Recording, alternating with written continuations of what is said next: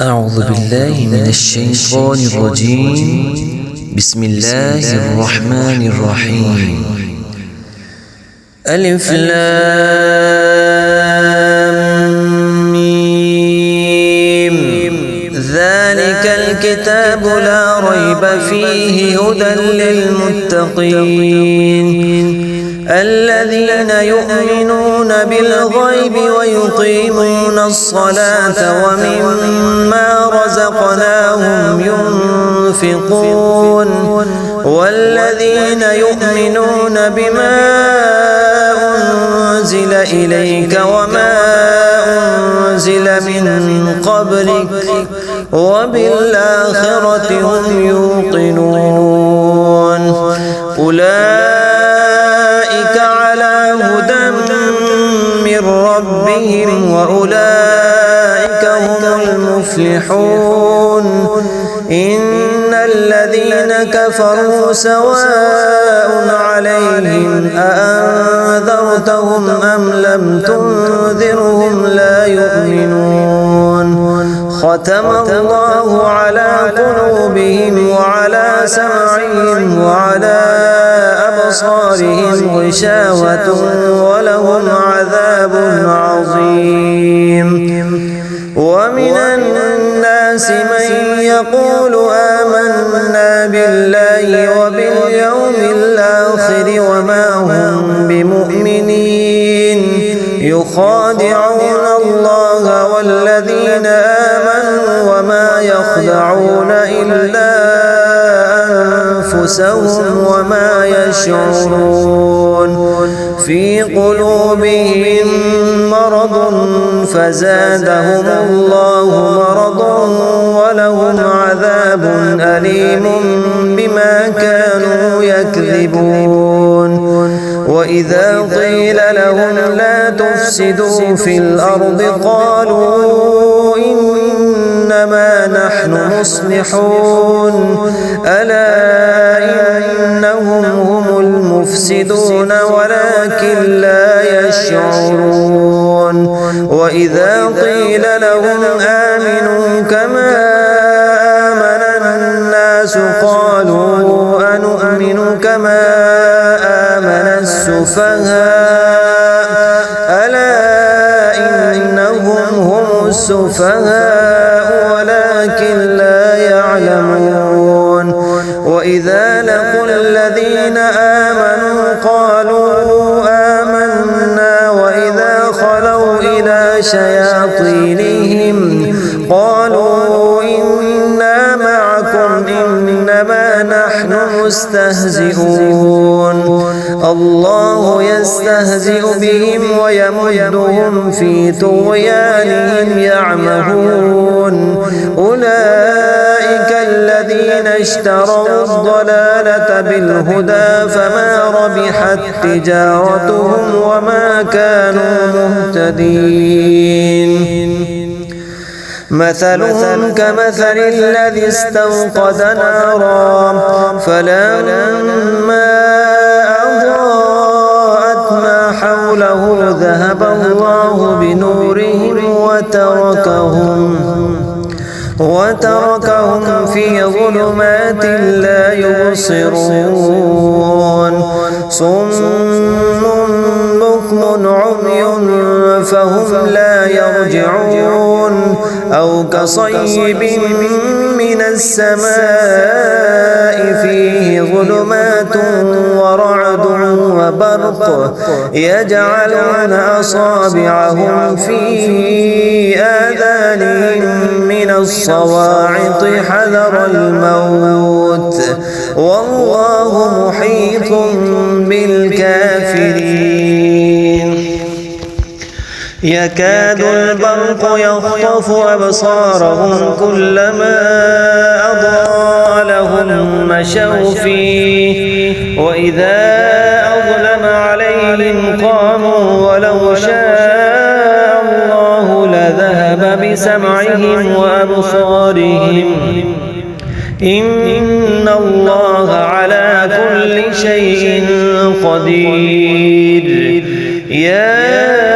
أيها الناس اعبدوا ربكم ربكم الذي خلقكم والذين من قبلكم لعلكم تتقون الذي جعل لكم الأرض فراشا والسماء بناء وأنزل من السماء ماء فأخرج به من الثمرات رزقا لكم فلا تجعلوا لله أندادا وأنتم تعلمون وإن كنتم في ريب مما نزلنا على عبدنا فأتوا بسورة من مثله وادعوا شهداءكم من دون الله إن كنتم صادقين فإن لم تفعلوا ولن تفعلوا فاتقوا النار التي وقودها الناس والحجارة أعدت للكافرين وبشر الذين آمنوا وعملوا الصالحات أن لهم جنات تجري من تحتها الأنهار كلما رزقوا منها من ثمرة رزقا قالوا هذا الذي رزقنا من قبل وأتوا به متشابها ولهم فيها أزواج مطهرة وهم فيها خالدون إن الله لا يستحيي أن يضرب مثلا ما بعوضة فما فوقها فأما الذين آمنوا فيعلمون أنه الحق من ربهم وأما الذين كفروا فيقولون ماذا أراد الله بهذا مثلا يضل به كثيرا ويهدي به كثيرا وما يضل به إلا الفاسقين الذين ينقضون عهد الله من بعد ميثاقه ويقطعون ما أمر الله به أن يوصل ويفسدون في الأرض أولئك هم الخاسرون كيف تكفرون بالله وكنتم أمواتا فأحياكم ثم يميتكم ثم يحييكم ثم إليه ترجعون هو الذي خلق لكم ما في الأرض جميعا ثم استوى إلى السماء فسواهن 7 سماوات وهو بكل شيء عليم وإذ قال ربك للملائكة إني جاعل في الأرض خليفة قالوا أتجعل فيها من يفسد فيها ويسفك الدماء ونحن نسبح بحمدك ونقدس لك قال إني أعلم ما لا تعلمون وعلم آدم الأسماء كلها ثم عرضهم على الملائكة فقال أنبئوني بأسماء هؤلاء إن كنتم صادقين قالوا سبحانك لا علم لنا إلا ما علمتنا إنك أنت العليم الحكيم قال يا آدم أنبئهم بأسمائهم فلما أنبأهم بأسمائهم قال ألم أقل لكم إني أعلم غيب السماوات والأرض وأعلم ما تبدون وما كنتم تكتمون. وإذ قلنا للملائكة اسجدوا لآدم فسجدوا إلا إبليس أبى واستكبر وكان من الكافرين. وقلنا يا آدم اسكن أنت وزوجك الجنة وكلا منها رغدا حيث شئتما ولا تقربا هذه الشجرة فتكونا من الظالمين. فأزلهما الشيطان عنها فأخرجهما مما كانا فيه وقلنا اهبطوا بعضكم لبعض عدو ولكم في الأرض مستقر ومتاع إلى حين. فتلقى آدم من ربه كلمات فتاب عليه إنه هو التواب الرحيم. قلنا اهبطوا منها جميعا فإما يأتينكم مني هدى فمن تبع هداي فلا خوف عليهم ولا هم يحزنون. والذين كفروا وكذبوا بآياتنا أولئك أصحاب النار هم فيها خالدون. يا بني إسرائيل اذكروا نعمتي التي أنعمت عليكم وأوفوا بعهدي أوف بعهدكم وإياي فارهبون. وآمنوا بما أنزلت مصدقا لما معكم ولا تكونوا أول كافر به ولا تشتروا بآياتي ثمنا قليلا وإياي فاتقون. ولا تلبسوا الحق بالباطل وتكتموا الحق وأنتم تعلمون. وأقيموا الصلاة وآتوا الزكاة واركعوا مع الراكعين. أتأمرون الناس بالبر وتنسون أنفسكم وأنتم تتلون الكتاب أفلا تعقلون. واستعينوا بالصبر والصلاة وإنها لكبيرة إلا على الخاشعين الذين يظنون أنهم ملاقو ربهم وأنهم إليه راجعون. يا بني إسرائيل اذكروا نعمتي التي أنعمت عليكم وأني فضلتكم على العالمين. واتقوا يوما لا تجزي نفس عن نفس شيئا ولا يقبل منها شفاعة ولا يؤخذ منها عدل ولا هم ينصرون. وإذ نجيناكم من آل فرعون يسومونكم سوء العذاب يذبحون أبناءكم ويستحيون نساءكم وفي ذلكم بلاء من ربكم عظيم. وإذ فرقنا بكم البحر فأنجيناكم وأغرقنا آل فرعون وأنتم تنظرون. وإذ واعدنا موسى 40 ليلة ثم اتخذتم العجل من بعده وأنتم ظالمون ثم عفونا عنكم من بعد ذلك لعلكم تشكرون. وإذ آتينا موسى الكتاب والفرقان لعلكم تهتدون. وإذ قال موسى لقومه يا قوم إنكم ظلمتم أنفسكم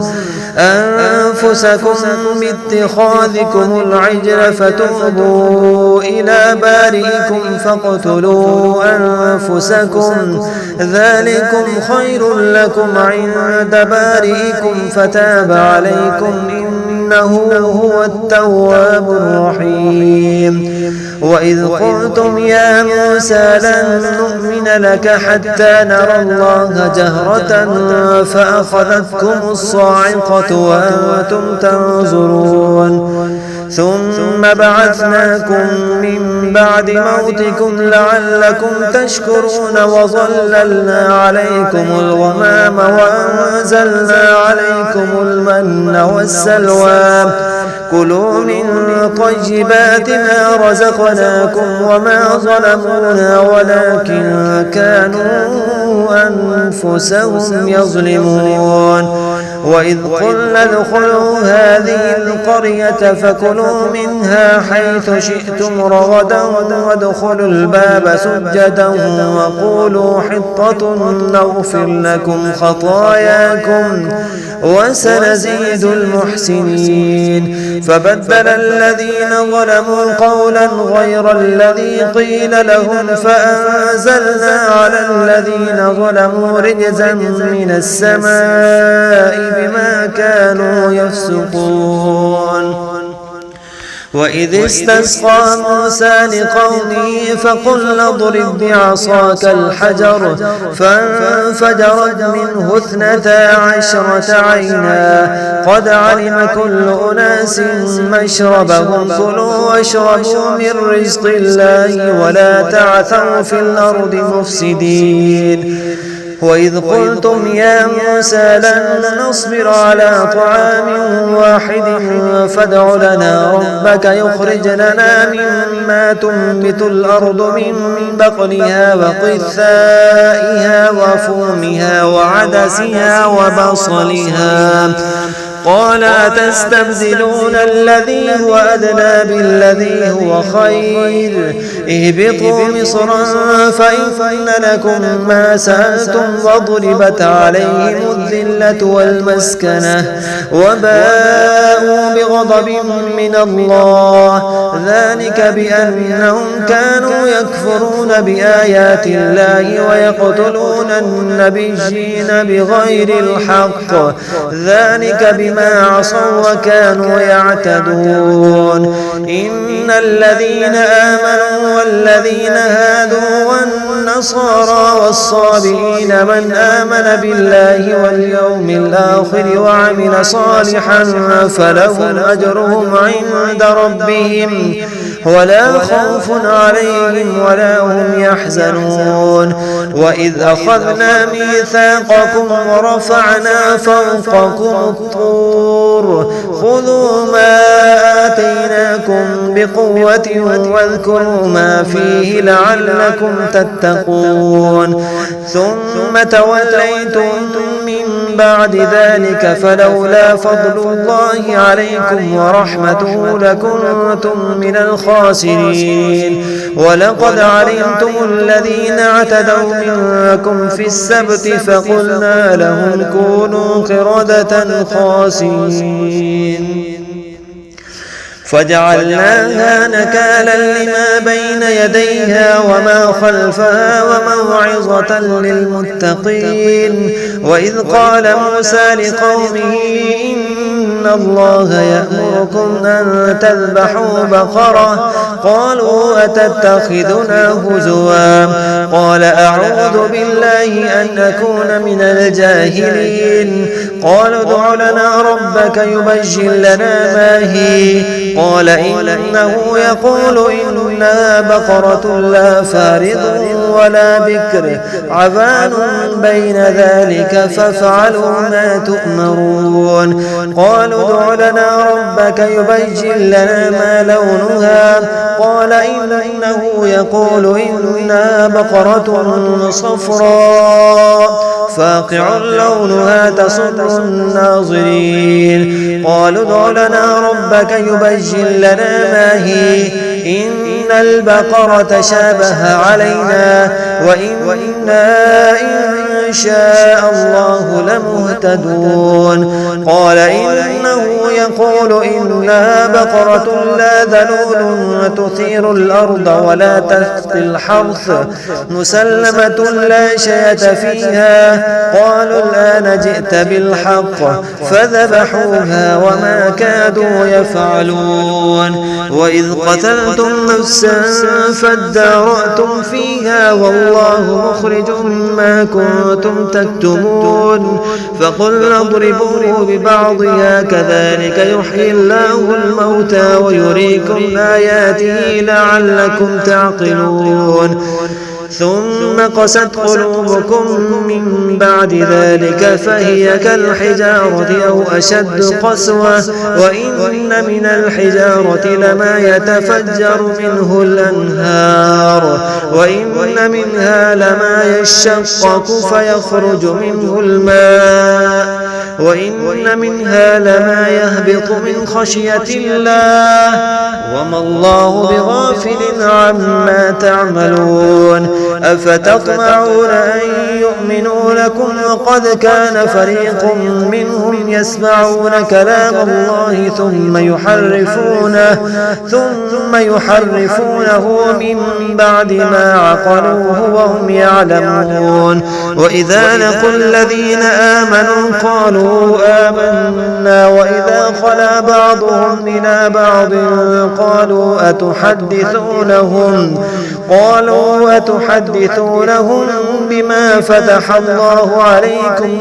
ليحاجوكم به عند ربكم أفلا تعقلون. أولا يعلمون أن الله يعلم ما يسرون وما يعلنون. ومنهم أميون الكتاب إلا أماني وإن هم إلا يظنون. فويل للذين يكتبون الكتاب بأيديهم ثم يقولون هذا من عند الله ليشتروا به ثمنا قليلا فويل لهم مما كتبت أيديهم وويل لهم مما يكسبون. وقالوا لن تمسنا النار إلا أياما معدودة قل أتخذتم عند الله عهدا فلن يخلف الله عهده أم تقولون على الله ما لا تعلمون. بلى من كسب سيئة وأحاطت به خطيئته فأولئك أصحاب النار هم فيها خالدون. والذين آمنوا وعملوا الصالحات أولئك أصحاب الجنة هم فيها خالدون. وإذ أخذنا ميثاق بني إسرائيل لا تعبدون إلا الله وبالوالدين إحسانا وذي القربى واليتامى والمساكين وقولوا للناس حسنا وأقيموا الصلاة وآتوا الزكاة ثم توليتم إلا قليلا منكم وأنتم معرضون. وإذ أخذنا ميثاقكم لا تسفكون دماءكم ولا تخرجون أنفسكم من دياركم ثم أقررتم وأنتم تشهدون. ثم أنتم هؤلاء تقتلون أنفسكم وتخرجون فريقا منكم من ديارهم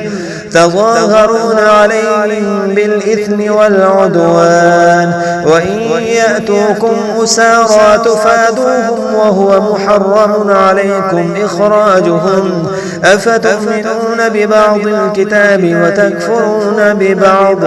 فما جزاء من يفعل ذلك منكم إلا خزي في الحياة الدنيا ويوم القيامة يردون إلى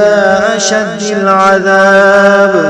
وما الله بغافل عما تعملون أولئك الذين اشتروا الحياة الدنيا بالآخرة فلا يخفف عنهم العذاب ولا هم ينصرون ولقد آتينا موسى الكتاب وقفينا من بعده بالرسل وآتينا عيسى ابن مريم البينات وأيدناه بروح القدس أفكلما جاءكم رسول بما لا تهوى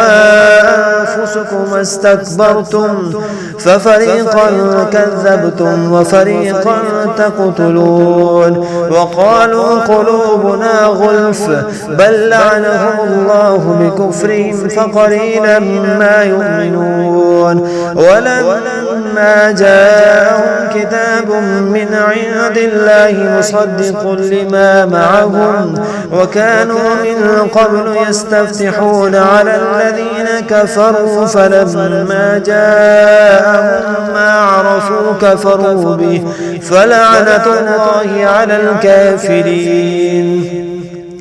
بئس ما اشتروا به أنفسهم أن يكفروا بما أنزل الله بغيا أن ينزل الله من فضله على من يشاء من عباده فباءوا بغضب على غضب وللكافرين عذاب مهين وإذا قيل لهم آمنوا بما أنزل الله قالوا نؤمن بما أنزل علينا ويكفرون بما وراءه وهو الحق مصدقا لما معكم قل فلم تقتلون أنبياء الله من قبل إن كنتم مؤمنين ولقد جاءكم موسى بالبينات ثم اتخذتم العجل من بعده وأنتم ظالمون وإذ أخذنا ميثاقكم ورفعنا فوقكم الطور خذوا ما آتيناكم بقوة واسمعوا قالوا سمعنا وعصينا وأشربوا في قلوبهم العجل بكفرهم قل بئس ما يأمركم به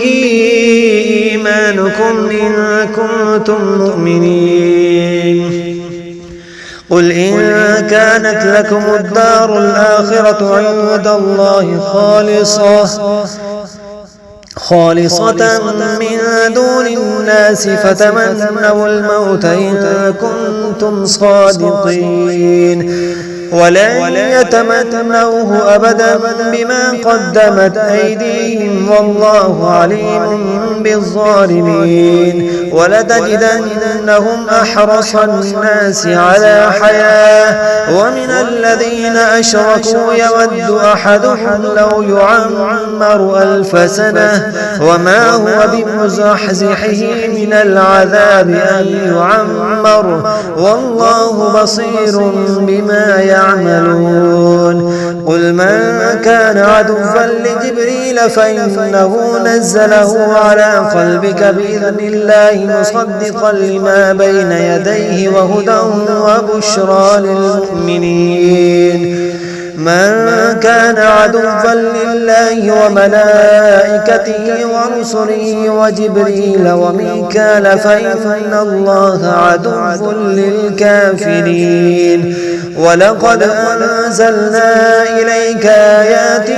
بينات وما يكفر بها إلا الفاسقون أو كلما عاهدوا عهدا نبذه فريق منهم بل أكثرهم لا يؤمنون ولما جاءهم رسول من عند الله مصدق لما معهم نبذ فريق من الذين أوتوا كتاب الله وراء ظهورهم كأنهم لا يعلمون واتبعوا ما تتلو الشياطين على ملك سليمان وما كفر سليمان ولكن الشياطين كفروا يعلمون الناس السحر وما أنزل على الملكين ببابل هاروت وماروت وما يعلمان من أحد حتى يقولا إنما نحن فتنة فلا تكفر فيتعلمون منهما ما يفرقون به بين المرء وزوجه وما هم بضارين به من أحد إلا بإذن الله ويتعلمون ما يضرهم ولا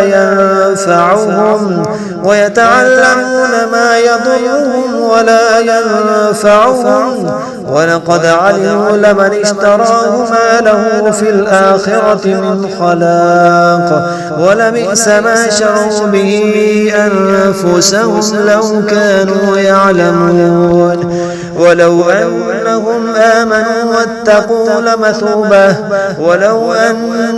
آمنوا واتقوا لمثوبة من عند الله خير لو كانوا يعلمون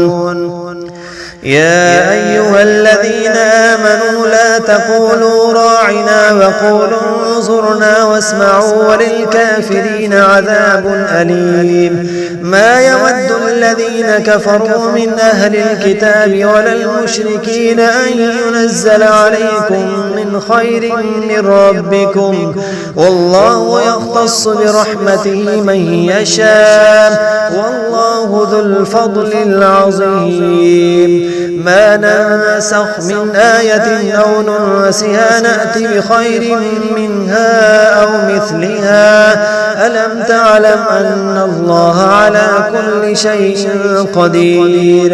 ألم تعلم أن الله له ملك السماوات والأرض وما لكم من دون الله من ولي ولا نصير أم تريدون أن تسألوا رسولكم كما سئل موسى من قبل ومن يتبدل الكفر بالإيمان فقد ضل سواء السبيل ود كثير من أهل الكتاب لو يردونكم من بعد إيمانكم كفارا حسدا من عند أنفسهم من بعد ما تبين لهم الحق فاعفوا واصفحوا حتى يأتي الله بأمره إن الله على كل شيء قدير وأقيموا الصلاة وآتوا الزكاة وما تقدموا لأنفسكم من خير تجدوه عند الله إن الله بما تعملون بصير وقالوا لن يدخل الجنة إلا من كان هودا أو نصارى تلك أمانيهم قل هاتوا برهانكم إن كنتم صادقين بلى من أسلم وجهه لله وهو محسن فله أجره عند ربه ولا خوف عليهم ولا هم يحزنون وقالت اليهود ليست النصارى على شيء وقالت النصارى ليست اليهود على شيء وهم يتلون الكتاب كذلك قال الذين لا يعلمون مثل قولهم فالله يحكم بينهم يوم القيامة فيما كانوا فيه يختلفون ومن أظلم ممن منع مساجد الله أن يذكر فيها اسمه وسعى في خرابها أولئك ما كان لهم أن يدخلوها إلا خائفين لهم في الدنيا خزي ولهم في الآخرة عذاب عظيم ولله المشرق والمغرب فأينما تولوا فثم وجه الله إن الله واسع عليم وقالوا اتخذ الله ولدا سبحانه بل له ما في السماوات والأرض كل له قانتون بديع السماوات والأرض وإذا قضى أمرا فإنما يقول له كن فيكون وقال الذين لا يعلمون لولا يكلمنا الله أو تأتينا الآية كذلك قال الذين من قبلهم مثل قولهم تشابهت قلوبهم قد بينا الآيات لقوم يوقنون إنا أرسلناك بالحق بشيرا ونذيرا ولا تسأل عن أصحاب الجحيم ولن ترضى عنك اليهود ولا النصارى حتى تتبع ملتهم قل إن هدى الله هو الهدى ولئن اتبعت أهواءهم بعد الذي جاءك من العلم ما لك من الله من ولي ولا نصير الذين آتيناهم الكتاب يتلونه حق تلاوته أولئك يؤمنون به ومن يكفر به فأولئك هم الخاسرون يا بني إسرائيل اذكروا نعمتي التي أنعمت عليكم وأني فضلتكم على العالمين واتقوا يوما لا تجزي نفس عن نفس شيئا ولا يقبل منها عدل ولا تنفعها شفاعة ولا هم ينصرون وإذ ابتلى إبراهيم ربه بكلمات فأتمهن قال إني جاعلك للناس إماما قال ومن ذريتي قال لا ينال عهد الظالمين وإذ جعلنا البيت مثابة للناس وأمنا واتخذوا من مقام إبراهيم مصلى وعهدنا إلى إبراهيم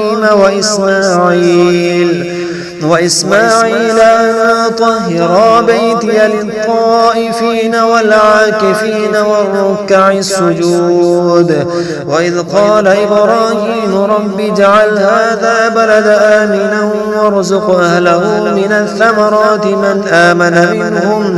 من آمن منهم بالله واليوم الآخر قال ومن كفر فأمتعه قليلا ثم أضطره إلى عذاب النار وبئس المصير وإذ يرفع إبراهيم القواعد من البيت وإسماعيل ربنا تقبل منا إنك أنت السميع العليم ربنا واجعلنا مسلمين لك ومن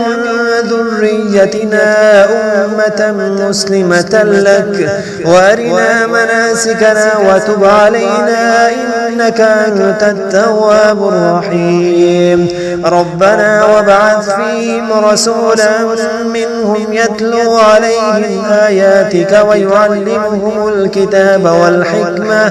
والحكمة ويزكيهم إنك أنت العزيز الحكيم ومن يرغب عن ملة إبراهيم إلا من سفه نفسه ولقد اصطفيناه في الدنيا وإنه في الآخرة لمن الصالحين إذ قال له ربه أسلم قال أسلمت لرب العالمين ووصى بها إبراهيم بنيه ويعقوب يا بني إن الله اصطفى لكم الدين فلا تموتن إلا وأنتم تسلمون أم كنتم شهداء إذ حضر يعقوب الموت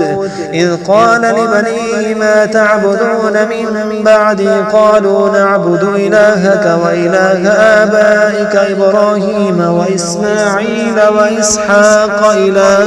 واحدا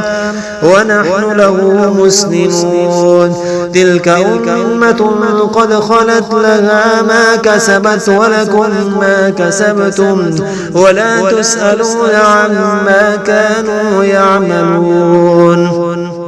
وقالوا كونوا هودا أو نصارى تهتدوا قل بل ملة إبراهيم حنيفا وما كان من المشركين قولوا آمنا بالله وما أنزل إلينا وما أنزل إلى إبراهيم وإسماعيل وإسحاق ويعقوب والأسباط وما أوتي موسى وعيسى وما أوتي النبيون من ربهم لا نفرق بين أحد منهم ونحن له مسلمون فإن آمنوا بمثل ما آمنتم به فقد اهتدوا وإن تولوا فإنما هم في شقاق فسيكفيكهم الله وهو السميع العليم صبغة الله ومن أحسن من الله صبغة ونحن له عابدون قل أتحاجوننا في الله وهو ربنا وربكم ولنا أعمالنا ولكم أعمالكم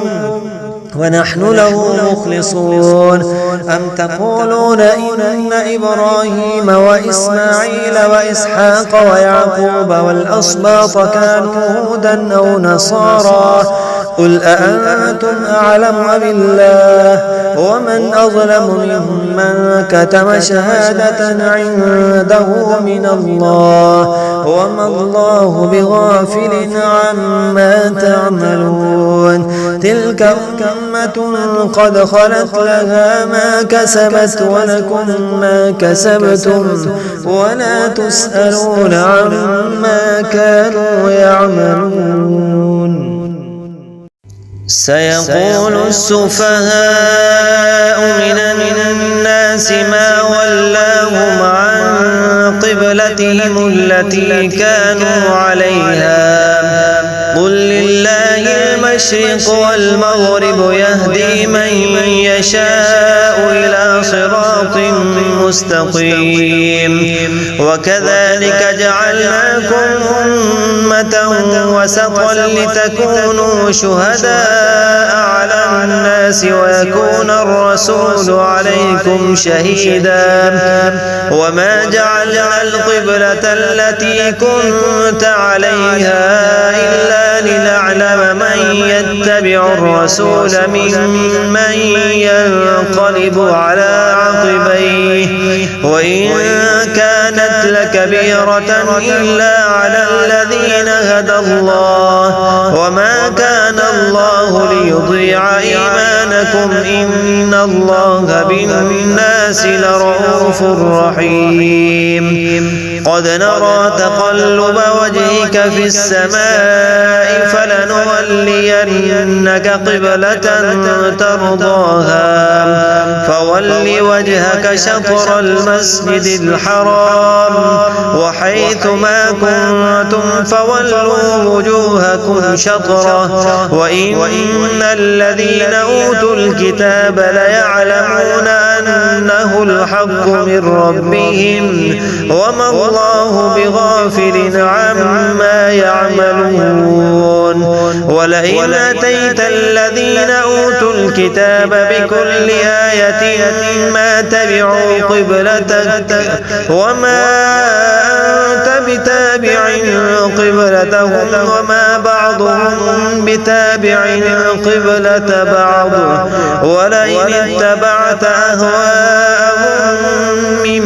بعد ما جاءك من العلم إنك إذا لمن الظالمين الذين آتيناهم الكتاب يعرفونه كما يعرفون أبناءهم وإن فريقا منهم ليكتمون الحق وهم يعلمون الحق من ربك فلا تكونن من الممترين ولكل وجهة هو موليها فاستبقوا الخيرات أينما تكونوا يأت بكم الله جميعا إن الله على كل شيء قدير ومن حيث خرجت فول وجهك شطر المسجد الحرام وإنه للحق من ربك وما الله بغافل عما تعملون ومن حيث خرجت فول وجهك شطر المسجد الحرام وحيث ما كنتم فولوا وجوهكم شطره لئلا يكون للناس عليكم حجة إلا الذين ظلموا منهم فلا تخشوهم واخشوني ولأتم نعمتي عليكم ولعلكم تهتدون كما أرسلنا فيكم رسولا منكم يتلو عليكم آياتنا ويزكيكم ويعلمكم الكتاب والحكمة ويعلمكم ما لم تكونوا تعلمون فاذكروني أذكركم واشكروا لي ولا تكفرون يا أيها الذين آمنوا استعينوا بالصبر والصلاة إن الله مع الصابرين ولا تقولوا لمن يقتل في سبيل الله أموات بل أحياء ولكن لا تشعرون ولنبلونكم بشيء من الخوف والجوع ونقص من الأموال والأنفس والثمرات وبشر الصابرين الذين إذا أصابتهم مصيبة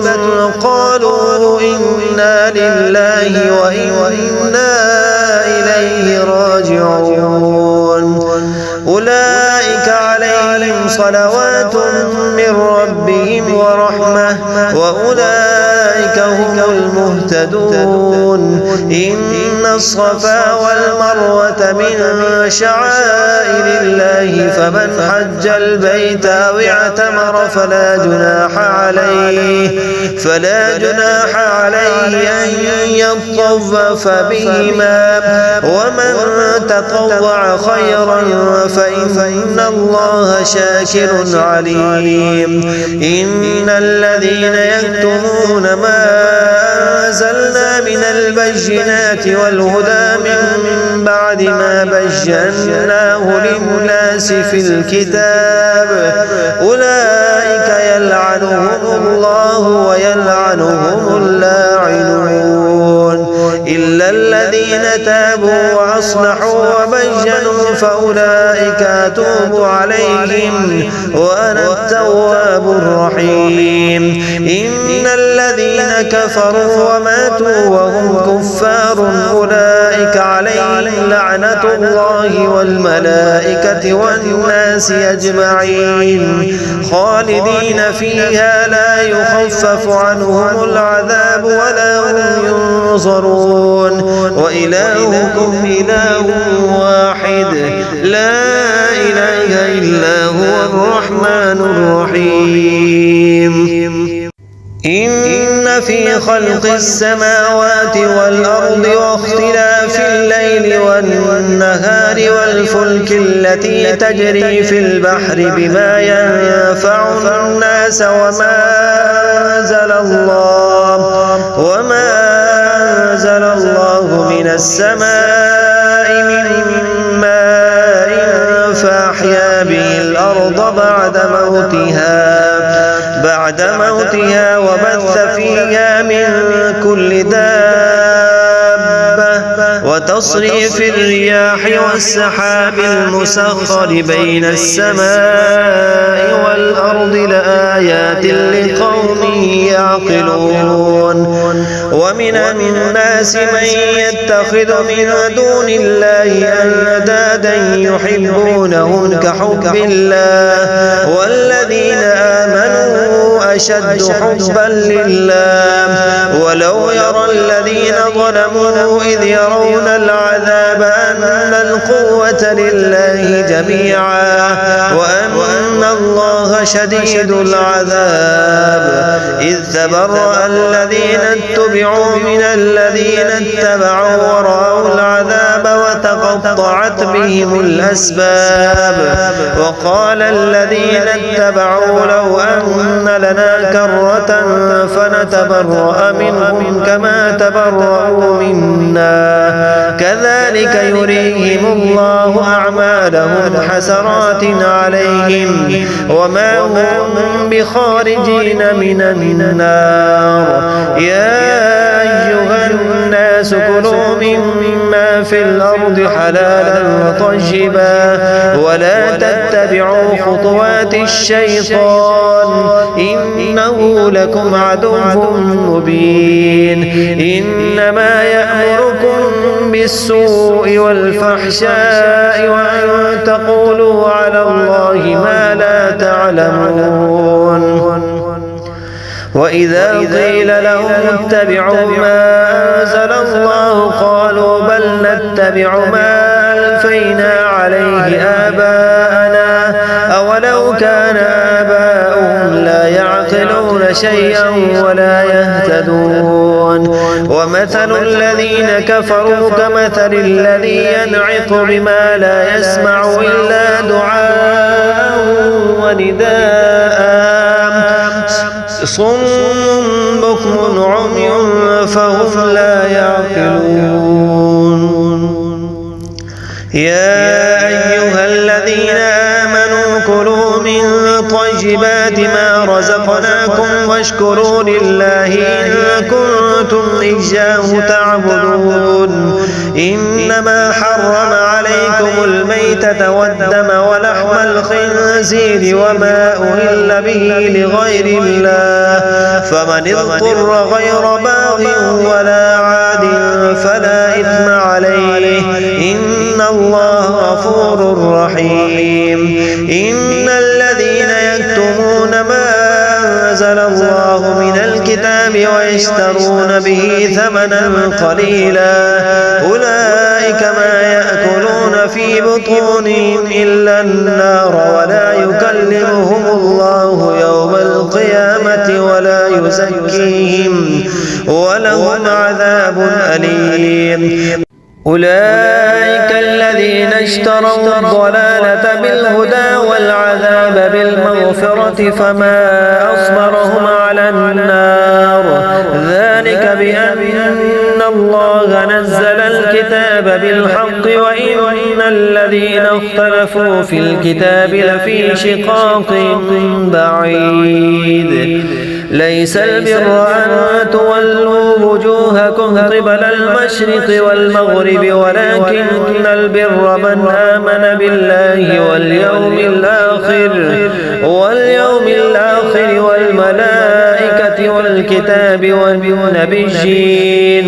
وآتى المال على حبه ذوي القربى واليتامى والمساكين وابن السبيل والسائلين وفي الرقاب وأقام الصلاة وآتى الزكاة والموفون بعهدهم إذا عاهدوا والصابرين في البأساء والضراء وحين البأس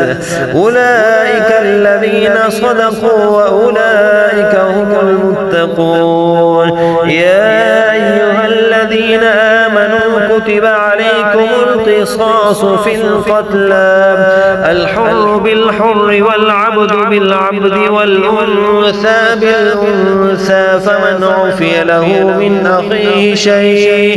من أخيه شيء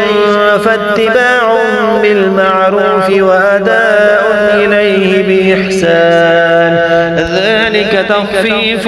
من ربكم ورحمة فمن اعتدى بعد ذلك فله عذاب أليم. ولكم في القصاص حياة يا أولي الألباب لعلكم تتقون.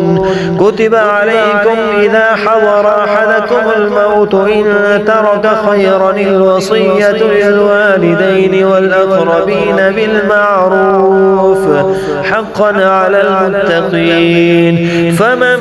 بدله بعدما سمعه فإنما إثمه على الذين يبدلونه إن الله سميع عليم. فمن خاف من موص جنفا أو إثما فأصلح بينهم فلا إثم عليه إن الله غفور رحيم.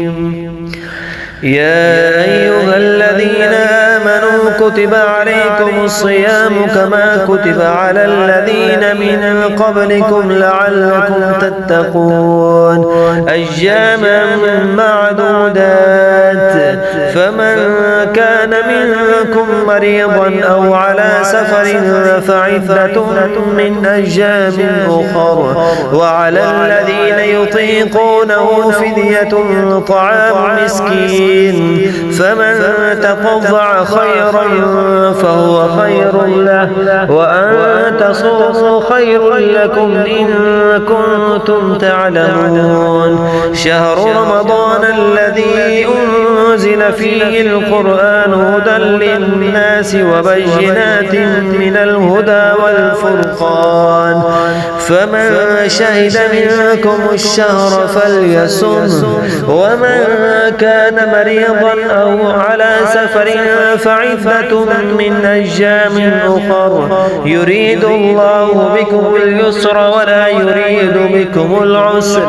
ولتكملوا العدة ولتكبروا الله على ما هداكم ولعلكم تشكرون. وإذا سألك عبادي عني فإني قريب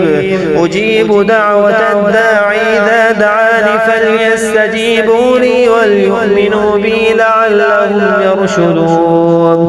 أحل لكم ليلة الصيام الرفث إلى نسائكم هن لباس لكم وأنتم لباس لهن علم الله أنكم كنتم تختانون أنفسكم فتاب عليكم وعفى عنكم فالآن باشروهن وابتغوا ما كتب الله لكم وكلوا واشربوا حتى يتبين لكم الخيط الأبيض من الخيط الأسود من الفجر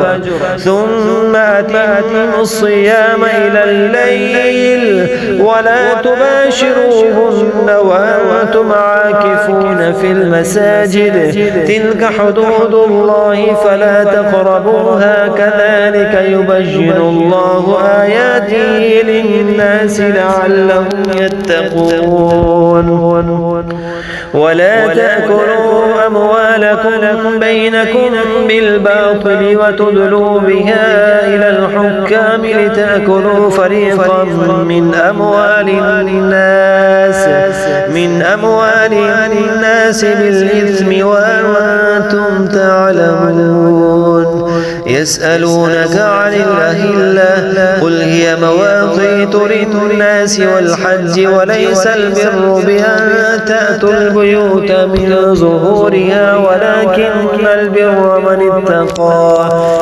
وأتوا البيوت من أبوابها واتقوا الله لعلكم تفلحون. وقاتلوا في سبيل الله الذين يقاتلونكم ولا تعتدوا إن الله لا يحب المعتدين. واقتلوهم حيث ثقفتموهم وأخرجوهم من حيث أخرجوكم والفتنة أشد من القتل ولا تقاتلوهم عند المسجد الحرام حتى يقاتلوكم فيه فإن قاتلوكم فاقتلوهم كذلك جزاء الكافرين. فإن انتهوا فإن الله غفور رحيم. وقاتلوهم حتى لا تكون فتنة ويكون الدين لله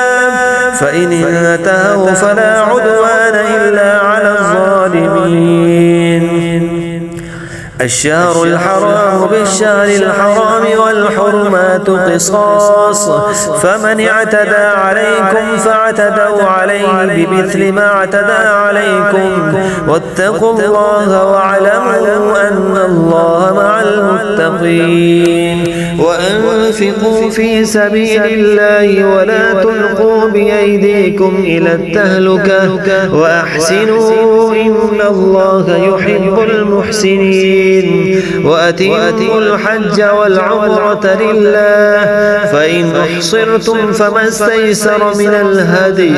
ولا تحلقوا رؤوسكم حتى يبلغ الهدي محله، فمن كان منكم مريضا أو به أذى من رأسه ففدية من صيام أو صدقة أو نسك، فإذا أمنتم فمن تمتع بالعمرة إلى الحج فما استيسر من الهدي، فمن لم يجد فصيام 3 أيام في الحج و7 إذا رجعتم، تلك 10 كاملة، ذلك لمن لم يكن أهله حاضر المسجد الحرام. واتقوا الله واعلموا أن الله شديد العقاب. الحج أشهر معلومات، فمن فرض فيهن الحج فلا رفث ولا فسوق ولا جدال في الحج، وما تفعلوا من خير يعلمه الله، وتزودوا فإن خير الزاد التقوى واتقون يا أولي الألباب. ليس عليكم جناح أن تبتغوا فضلا من ربكم، فإذا أفضتم من عرفات فاذكروا الله عند المشعر الحرام، واذكروه كما هداكم وإن كنتم من قبله لمن الضالين. ثم أفيضوا من حيث أفاض الناس واستغفروا الله إن الله غفور رحيم. فإذا قضيتم مناسككم فاذكروا الله كذكركم آباءكم أو أشد ذكرا، فمن الناس من يقول ربنا آتنا في الدنيا وما له في الآخرة من خلاق، ومنهم من يقول ربنا آتنا في الدنيا حسنة وفي الآخرة حسنة وقنا عذاب النار. أولئك لهم نصيب مما كسبوا والله سريع الحساب. واذكروا الله في أيام معدودات، فمن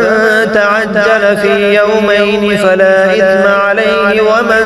تأخر فلا إثم عليه لمن اتقى. واتقوا الله واعلموا أنكم إليه تحشرون. ومن الناس من يعجبك قوله في الحياة الدنيا ويشهد الله على ما في قلبه وهو ألد الخصام،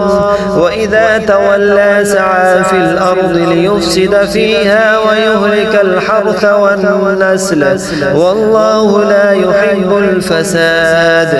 وإذا قيل له اتق الله أخذته العزة بالإثم فحسبه جهنم ولبئس المهاد. ومن الناس من يشري نفسه ابتغاء مرضات الله والله رؤوف بالعباد. يا أيها الذين آمنوا ادخلوا في السلم كافة ولا تتبعوا خطوات الشيطان إنه لكم عدو مبين.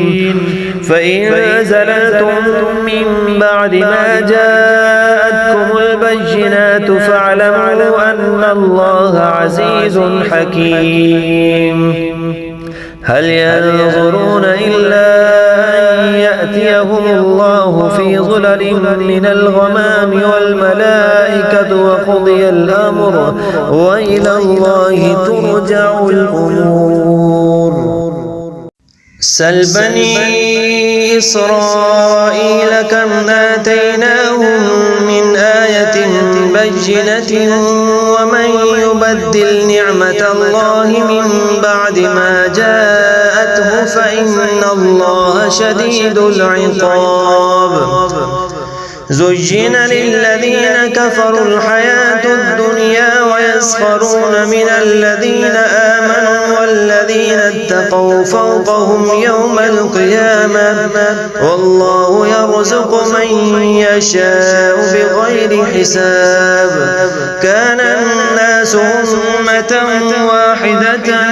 فبعث الله النبيين مبشرين ومنذرين وأنزل معهم الكتاب بالحق ليحكم بين الناس فيما اختلفوا فيه وما اختلف فيه إلا الذين أوتوه من بعد ما جاءتهم البينات بغيا بينهم فهدى الله الذين آمنوا لما اختلفوا فيه من الحق بإذنه والله يهدي من يشاء إلى صراط مستقيم.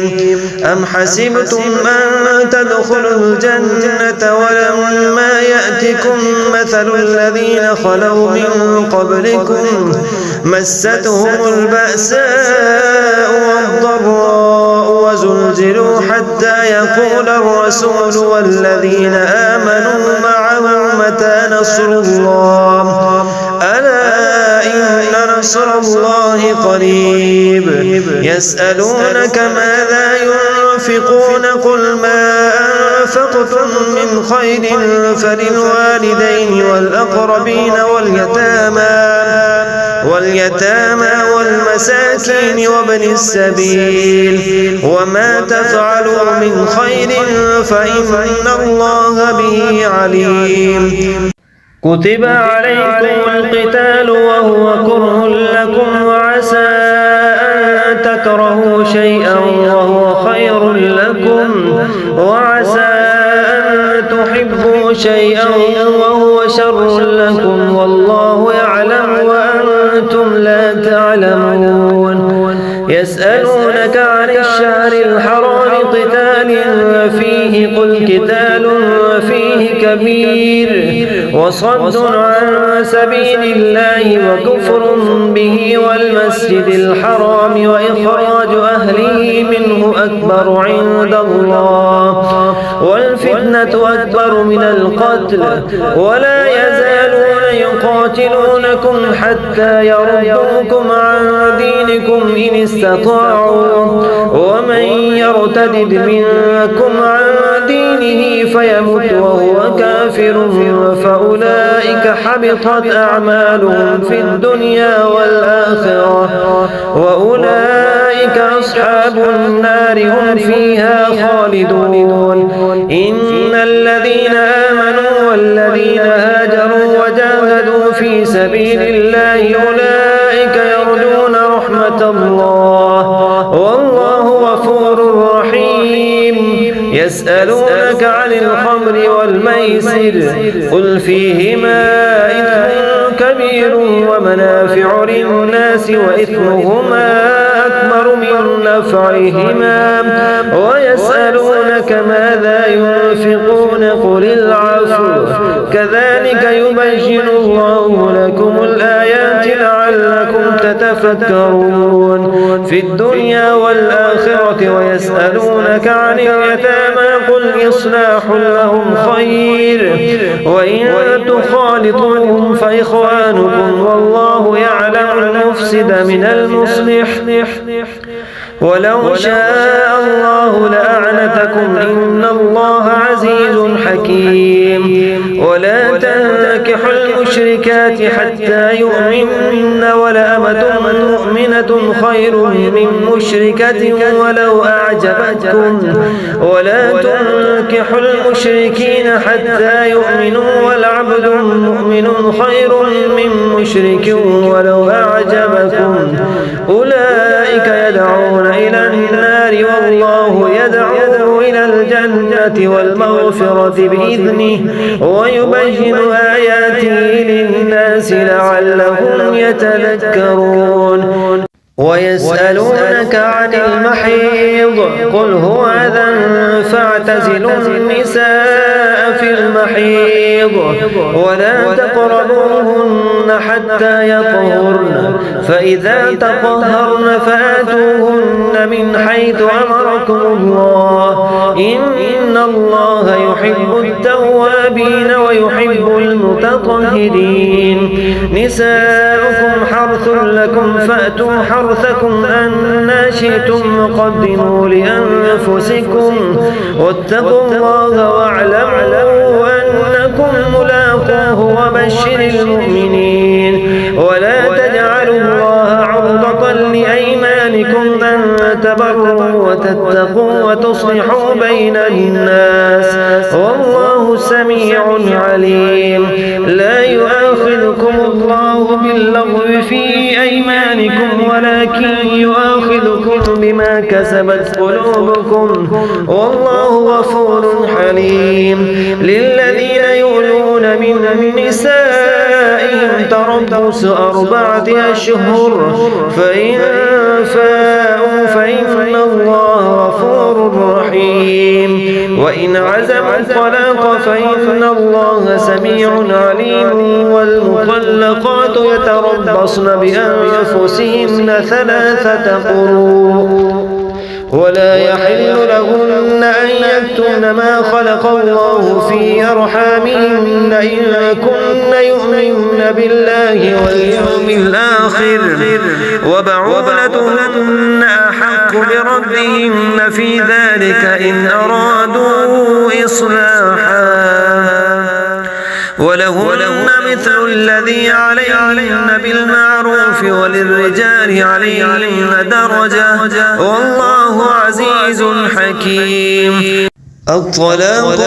2 فإمساك بمعروف أو تسريح بإحسان ولا يحل لكم أن تأخذوا مما آتيتموهن شيئا إلا أن يخافا ألا يقيما حدود الله فإن خفتم ألا يقيما حدود الله فلا جناح عليهما فيما افتدت به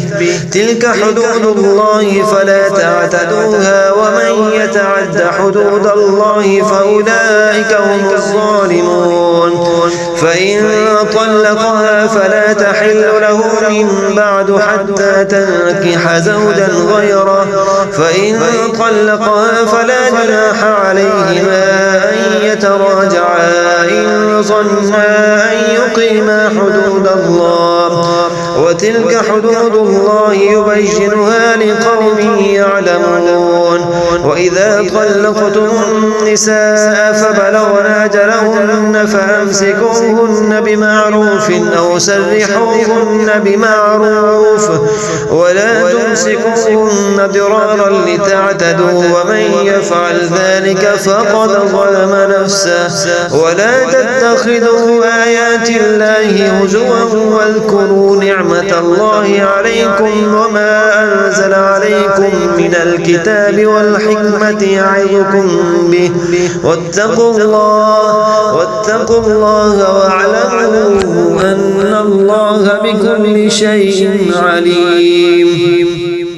وإذا طلقتم النساء فبلغن أجلهن فلا تعضلوهن أن ينكحن أزواجهن إذا تراضوا بينهم بالمعروف ذلك يوعظ به من كان منكم يؤمن بالله واليوم الآخر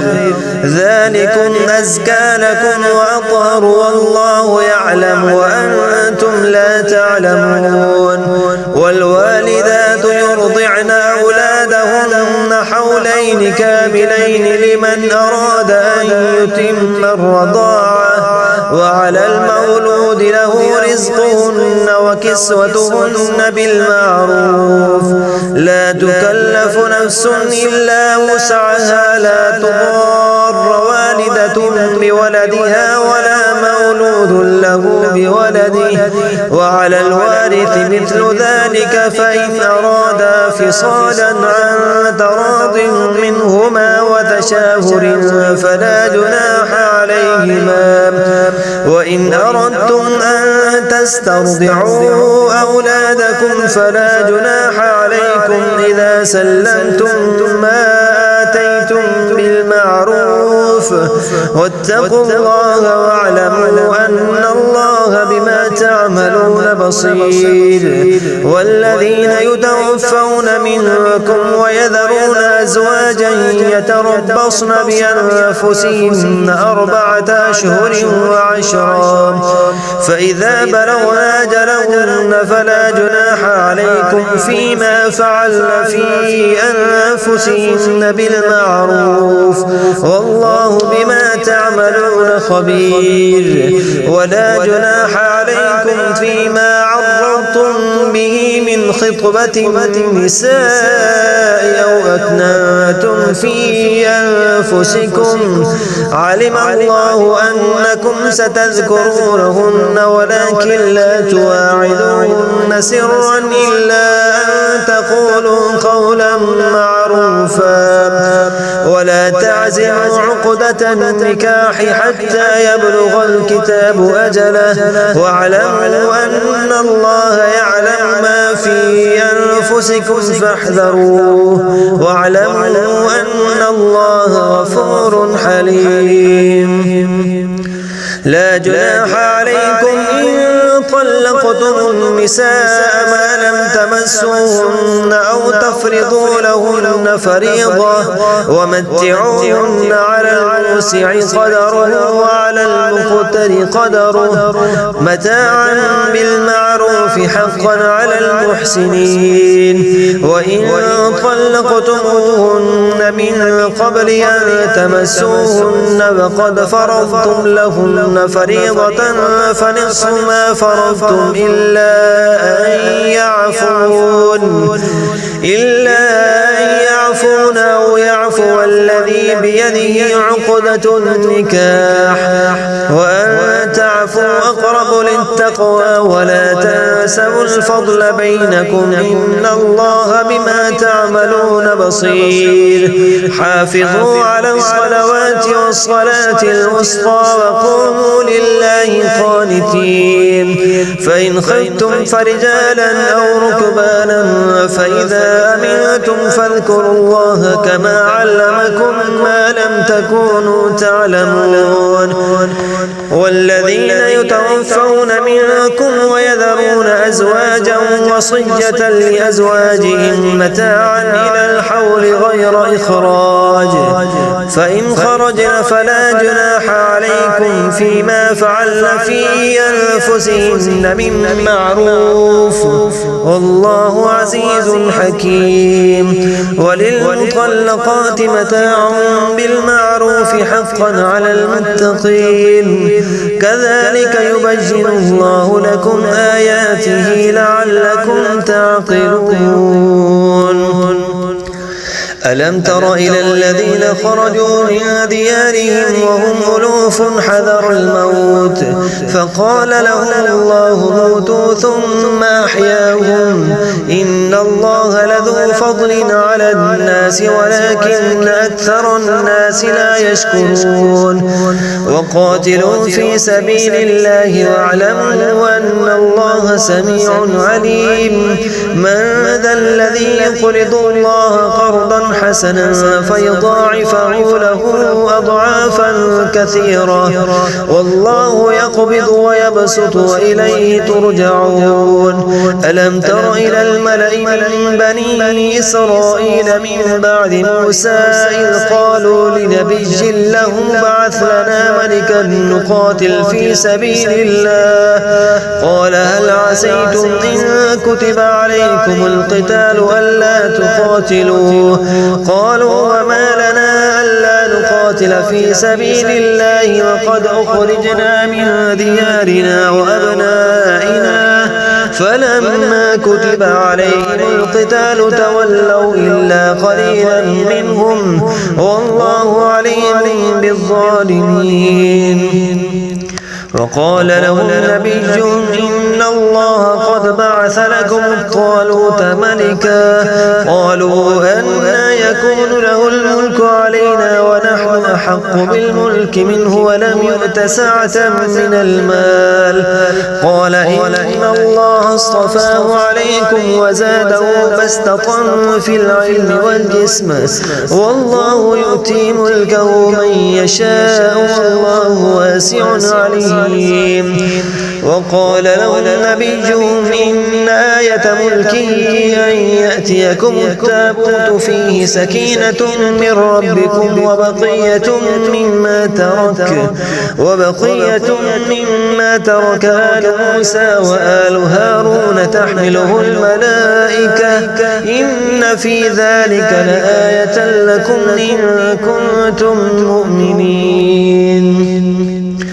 فلما فصل طالوت بالجنود قال إن الله مبتليكم بنهر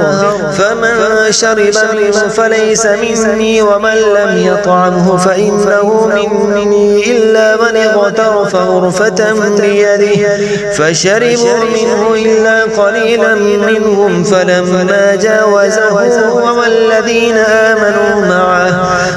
قالوا لا طاقة لنا اليوم بجالوت وجنوده. قال الذين يظنون أنهم ملاقو الله كم من فئة قليلة غلبت فئة كثيرة بإذن الله والله مع الصابرين. ولما برزوا لجالوت وجنوده قالوا ربنا أفرغ علينا صبرا وثبت أقدامنا وانصرنا على القوم الكافرين. فهزموهم بإذن الله وقتل داود جالوت وآتاه الله الملك والحكمة وعلمه مما يشاء. ولولا دفع الله الناس بعضهم ببعض لفسدت الأرض ولكن الله ذو فضل على العالمين. تلك آيات الله نتلوها عليك بالحق وإنك لمن المرسلين. تلك الرسل فضلنا بعضهم على بعض منهم من كلم الله ورفع بعضهم درجات وآتينا عيسى ابن مريم البينات وأيدناه بروح القدس. ولو شاء الله ما اقتتل الذين من بعدهم من بعد ما جاءتهم البينات ولكن اختلفوا فمنهم من آمن ومنهم من كفر. ولو شاء الله ما اقتتلوا ولكن الله يفعل ما يريد. يا أيها الذين آمنوا أنفقوا مما رزقناكم من قبل أن يأتي يوم لا بيع فيه ولا خلة ولا شفاعة والكافرون هم الظالمون. الله لا إله إلا هو الحي القيوم لا تأخذه سنة ولا نوم له ما في السماوات وما في الأرض. من ذا الذي يشفع عنده إلا بإذنه يعلم ما بين أيديهم وما خلفهم ولا يحيطون بشيء من علمه إلا بما شاء. وسع كرسيه السماوات والأرض ولا يؤوده حفظهما وهو العلي العظيم. لا إكراه في الدين قد تبين الرشد من الغي. فمن يكفر بالطاغوت ويؤمن بالله فقد استمسك بالعروة الوثقى لا انفصام لها والله سميع عليم. الله ولي الذين آمنوا يخرجهم من الظلمات إلى النور والذين كفروا أولياؤهم الطاغوت يخرجونهم من النور إلى الظلمات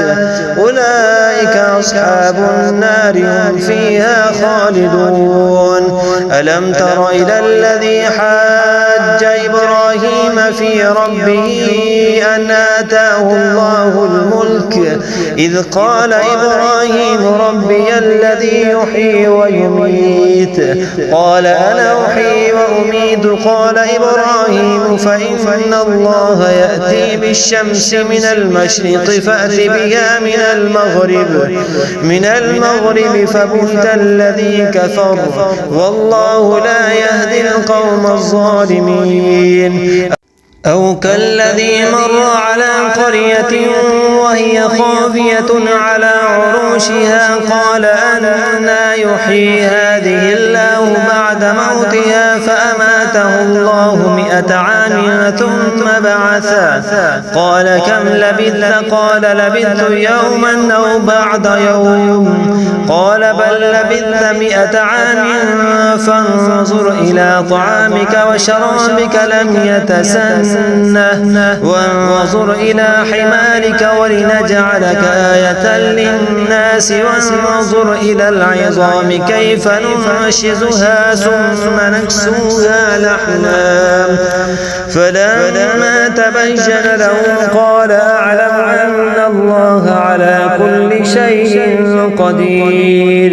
وإذ قال إبراهيم رب أرني كيف تحيي الموتى قال أولم تؤمن قال بلى ولكن ليطمئن قلبي قال فخذ 4 من الطير فصرهن إليك ثم اجعل على كل جبل منهن جزءا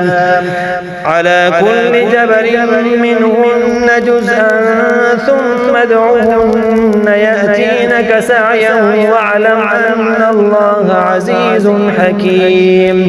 مثل الذين ينفقون أموالهم في سبيل الله كمثل حبة أنبتت 7 سنابل في كل سنبلة 100 حبة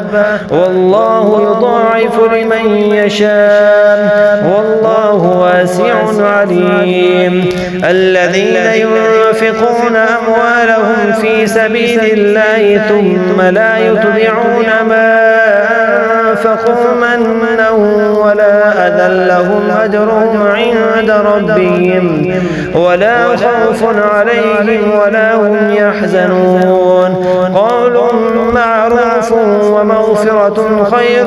من صدقة يتبعها أذى والله غني حليم يا أيها الذين آمنوا لا تبطلوا صدقاتكم بالمن والأذى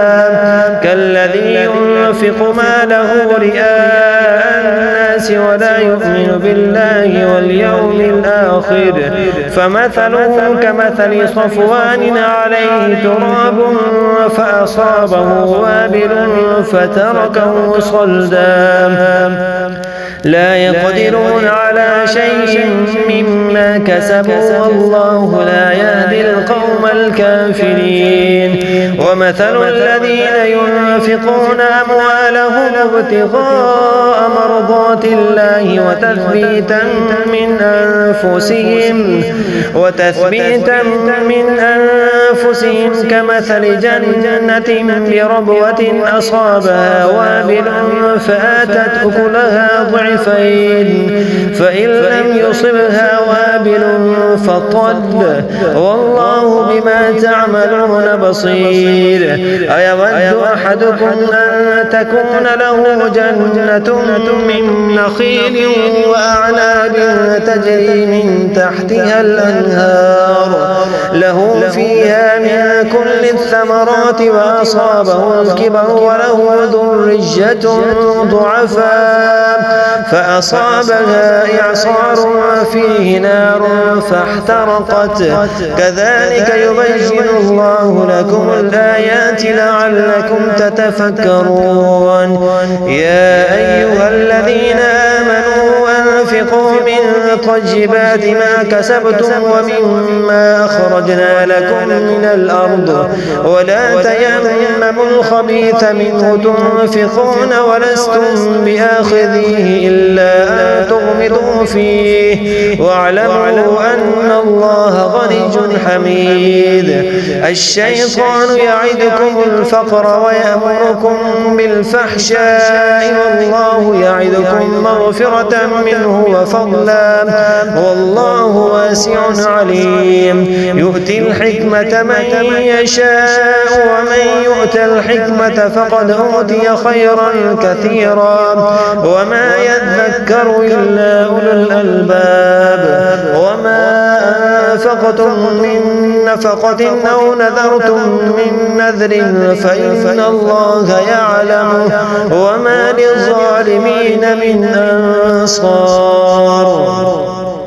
إن تبدوا الصدقات فنعما هي وإن تخفوها وتؤتوها الفقراء فهو خير لكم ويكفر عنكم من سيئاتكم والله بما تعملون خبير.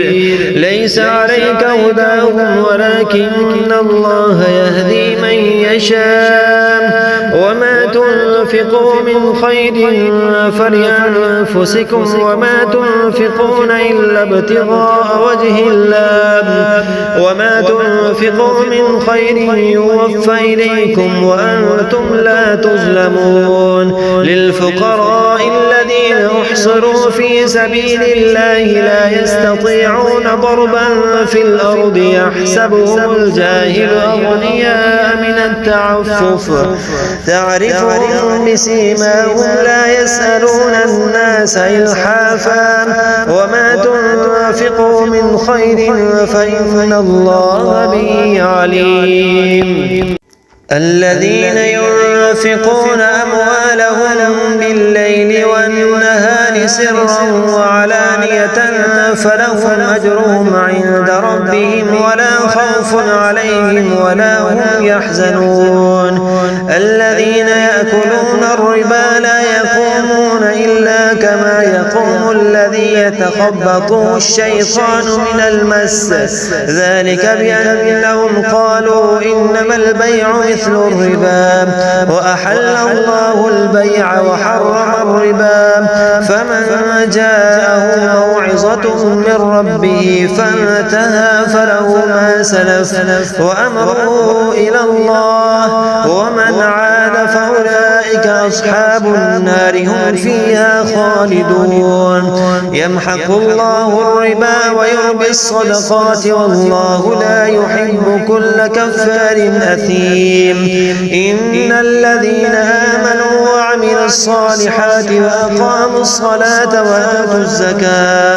وآتوا الزكاة لهم أجرهم عند ربهم ولا خوف عليهم ولا هم يحزنون.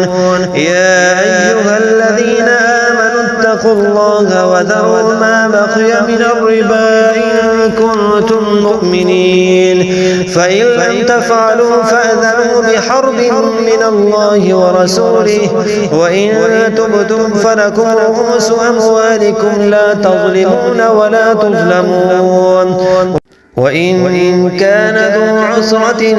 فنزرة إلى ميسرة وأن تصدقوا خير لكم إن كنتم تعلمون. واتقوا يوما ترجعون فيه إلى الله ثم توفى كل نفس ما كسبت وهم لا يظلمون. يا أيها الذين آمنوا إذا تداينتم بدين إلى أجل مسمى فاكتبوه وليكتب بينكم كاتب بالعدل ولا يأب كاتب أن يكتب كما علمه الله فليكتب وليملل الذي عليه الحق وليتق الله ربه ولا يبخس منه شيئا فإن كان الذي عليه الحق سفيها أو ضعيفا أو لا يستطيع يستطيع أن يمل هو فليملل وليه بالعدل واستشهدوا شهيدين من رجالكم فإن لم يكونا رجلين فرجل وامرأتان ممن ترضون من الشهداء أن تضل إحداهما فتذكر إحداهما الأخرى ولا يأبى الشهداء إذا ما دعوا ولا تسأموا أن تكتبوه صغيرا أو كبيرا إلى أجله ذلكم أقسط عند الله وأقوم للشهادة وأدنى ألا ترتابوا إلا أن